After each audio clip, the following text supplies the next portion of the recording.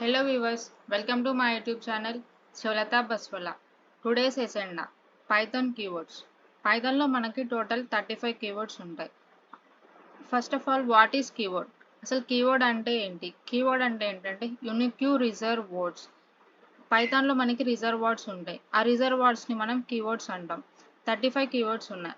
35 keywords ఏంటంటే false, none, true, and, as, assert, async, await, break, class, continue, def, del, else if, else, except, finally, for, from, global, if, import, in, is, lambda, non-local, not, are, pass, raise, return, try, while, with, ఈడ్.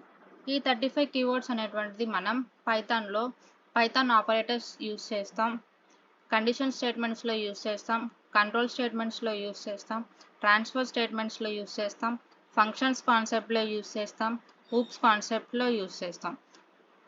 ప్రాక్టికల్గా మనం further క్లాసెస్లో చూద్దాం. Keywords ఎక్కడ use చేస్తాం అనేటువంటిది తెలుసుకున్నాం.